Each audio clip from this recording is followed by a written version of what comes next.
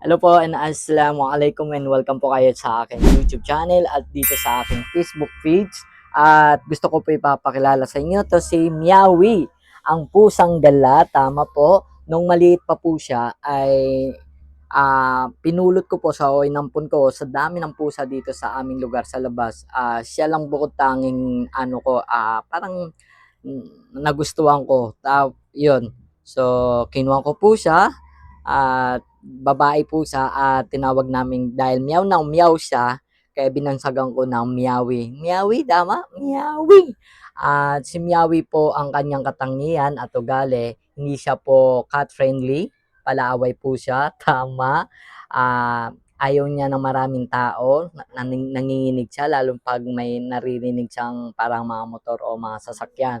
So, lagi po siya sa loob ng bahay. Pero lumalabas naman po minsan. At yun na nga po, itong pusa na to hindi siya po friendly cat. Pero malambing po siya, mabait, nangangalmot, pero hindi kanya sasaktan at nangangagat po siya. Pero siya yung pusa na pag kinagat kanya, hindi niya ididiin. Kumbaga nilalambing kanya, pero hindi po ako sanay dahil first time ko po. Tama, o kauna-una ko pong pusa ito. Mahilig po ako sa mga hayop, pero yon nakuha ko na yung ugali ni itong pusa na tong Meowie. Tingnan, napakalambing, no? Di ba, Meowie? Say hi. At mahilig po ako sa mga hayop tulad ng mga manok, daga, aso, at siyempre itong mga pusa. So, except tayo sa aso dahil bawal sa amin yon. At yan, nung bata ako marami akong inaalagaan ng manok dahil nasa syudad na ako, nandito ako sa Maynila, ay di na tayo makakapag-alaga ng manok.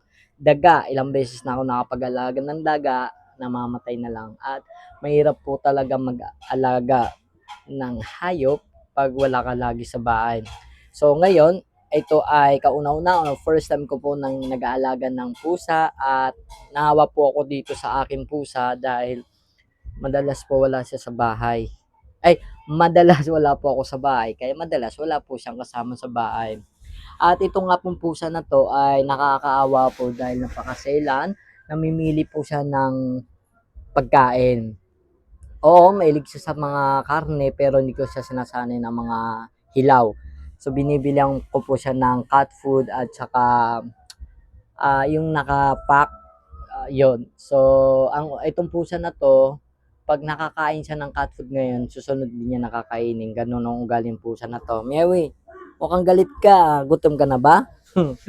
Yan. Sadyang may ugali tong pusa na to pero malambing po siya at mabait. Kasi pag gising ko, pag natutulog ako, katabi ko siya. Pag gising ko, katabi ko siya. Diba, Meowie? Yon. Tama, ang pangalan niya po ay Meowie. At dito na lang po tayo. Assalamualaikum warahmatullahi wabarakatuh. Say hi, Meowie! Meowie!